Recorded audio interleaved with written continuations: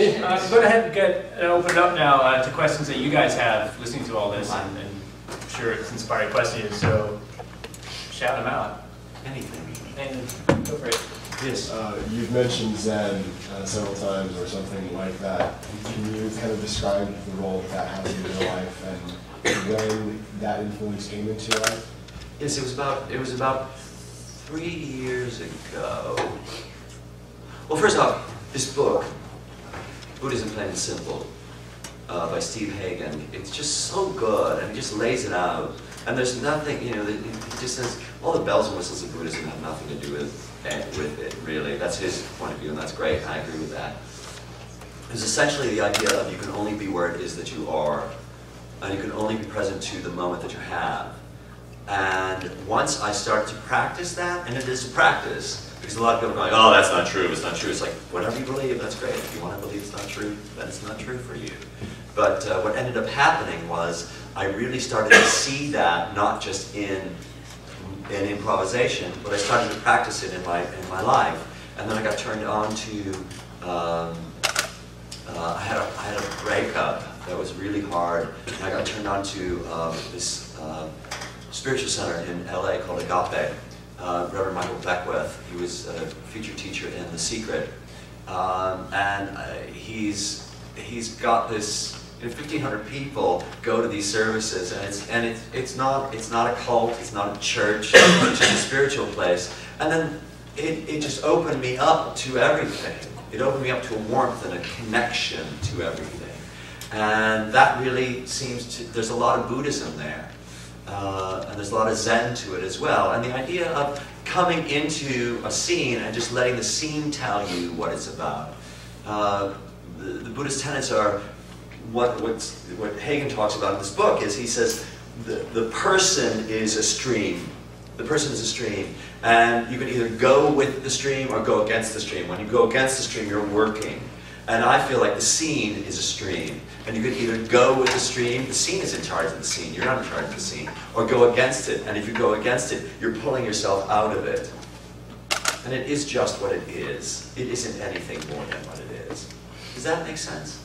I think so. Yeah. Did I answer your question? Yes. Someone at the back.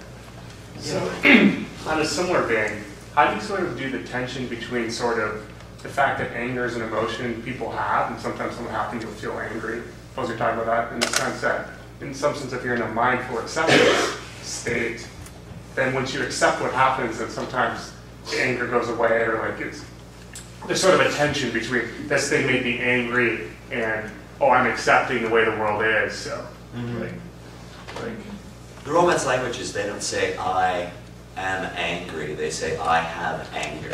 I'm in possession of anger, or something like that, right?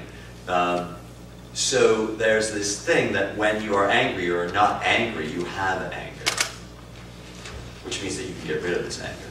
To look at it, to go, oh, I am angry, and to let that move on.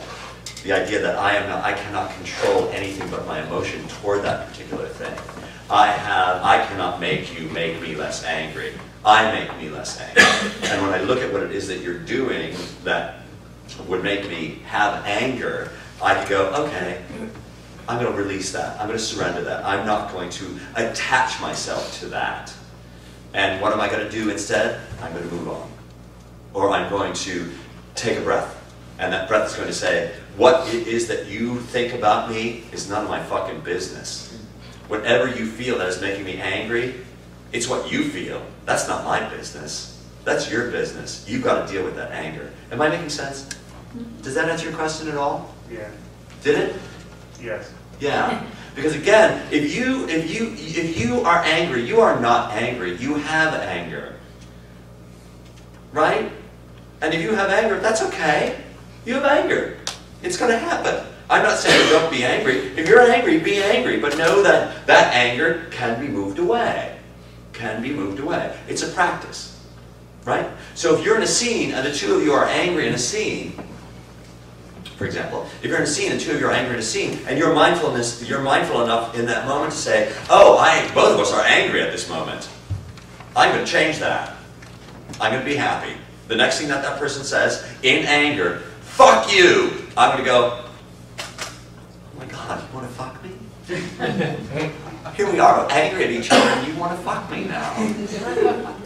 Because I want to fuck you. Let's fuck. And you can be as angry as you want, because it's not my role. That's not my part. I didn't get cast in that part. But does that make sense?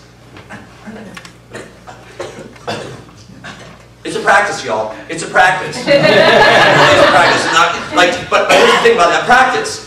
It starts now if you want it. It's not going to be something else. You've got to practice it. You've got to go, I'm ready to take that on now. And I'm going to take that on now. Or you could wait. And if you're going to wait, you wait. That's okay. You're going to get it when you get it. But my feeling is, why walk through your world being angry or having anger all the time or attaching yourself to it? Fucking let it go. Yeah. You talked at the beginning of the discussion about the difference between actors and improvisers.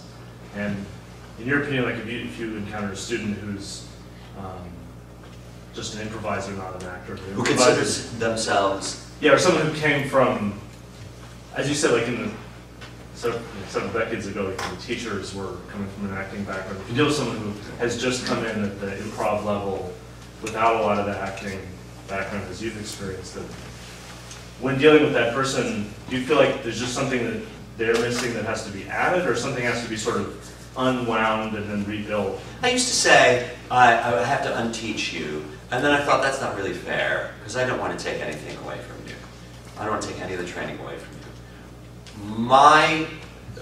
My focus is to make you mindful, to make you present, to realize that you have everything that you need. There's nothing else that you need, other than a mindful presentness. And I don't mean to be redundant in that, which is so fun to say, a mindful presentness. I just want you to be aware of what you're feeling in that moment. And if I'm watching you improvise, and I'll suddenly watch you have an epiphany, a change, a revelation, a turn, a transformation, and then you aren't acknowledging it, I will stop you and I'll go, you feel differently now than you did 3 sentences ago, don't you? No, you don't. You do. Yeah, I guess I do. And then I'll say, what moment, when did that moment happen? And you'll go, oh yeah, I did feel differently in that moment. And then everything will change. So all that I'm doing, I'm not adding anything other than the conscious presentness of it all. Does that make sense? I'm not adding anything other than you being aware, awake, alive, enlightened. And we all have it at any moment. What story are you telling yourself about yourself? Because that's your story, you know? And you want to let that go, you let it go. You know? And that's all I'm asking people to do, is are you present? Are you here in the moment? Or are you deciding that, no, I wouldn't do that, I can't do that, I don't do that, my family doesn't do that, we don't do that. I'm the type of person who, whenever I hear people say that, I'm like, really? What if I told you you're the type of person too? Would you get upset? I'm not the boss of you. Be whatever it is that you need to be in that moment. Make sense? Mm-hmm.